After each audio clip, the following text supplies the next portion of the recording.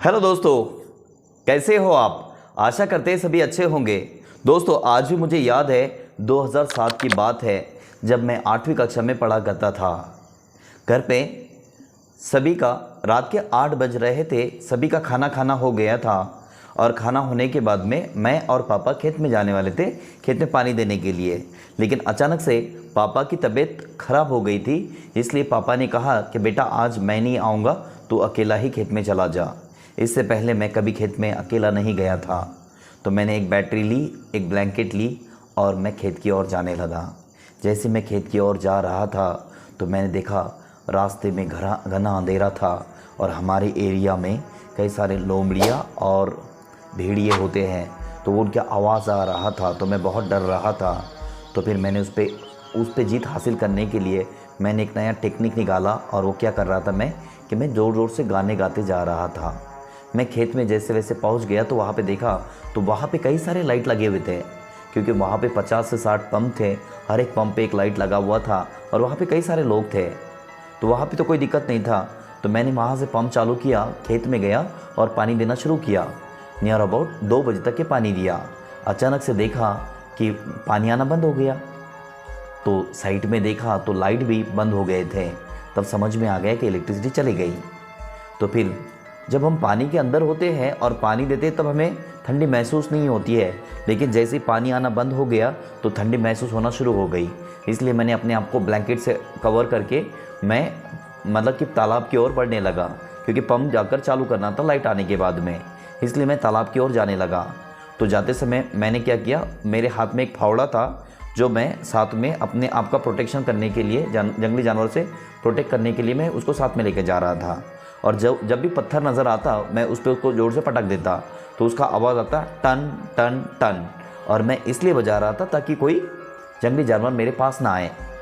तो मैंने दूर दूर तक देखा, सब चारों ओर घना अंधेरा था और वहाँ पे कुछ भी नज़र नहीं आ रहा था। लेकिन हाँ, एक दिया नज़र आ रहा था। जैसे जैसे मैं उसके नज़दीक जा रहा था वो दिया बड़ा होते जा रहा था। और बाद में समझ में आया, अरे किसी ने ये तो फायर करके रखा है। और वो फायर कि ठंडी से अपने आप को प्रोटेक्ट करने के लिए या हीट लेने के लिए वो फायर कर किया हुआ था। तो मैं उस फायर की ओर बढ़ने लगा जो तालाब में के अंदर ही फायर किया हुआ था। तो मैं जैसे जैसे उधर बढ़ने लगा तो मैंने वहाँ पे जाकर देखा तो मुझे शॉक ही लग गया कि फायर तो किया हुआ था लेकिन वहाँ पे कोई भी नहीं था। फायर तो किया हुआ था लेकिन वहाँ पर कोई भी नहीं था। तो मैंने वहाँ पे अपने बॉडी कि वहाँ से हीट लेना शुरू किया और मैं सेक रहा था। तो मैं सेक रहा था, मैं अपने ही धुन में था। तो मुझे अचानक से एक ज़ोर सा आवाज़ आया, कौन है रे वहाँ। जैसे मैंने आवाज़ सुना तो मैंने कहा, मैं फिरोज़ हूँ।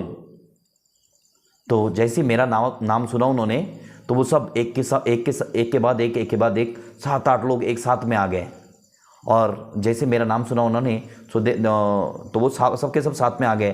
तो मैंने देखा वो तो मेरे दोस्त थे, एक बद्री नाम का, एक संदीप, और कि जो मेरे दोस्त थे, पड़ोसी थे, सभी वहाँ पे आ गए। और वो मुझ पे आकर कहने लगे, ये पागल है कि तू अकेला कहाँ गया था। ओके, और अंधेरे में तू अकेला आ रहा था, हमने तुझ पे बैटरी का टॉर्च लगा कर देखा तो कोई तो ऐसे भूत जैसा नज़र आ रहा था, इसलिए हम डर के भाग गए, इसलिए हम नज़दीक नहीं आए तेरे। ओके, और वो जो आवाज़ आ रहा था टन टन टन, उसकी वजह से भी हम बहुत डर गए, क्योंकि पहले हम यहाँ पे भूतों की बातें कर रहे थे तो उसमें हम ऑलरेडी पहले से बहुत डर गए।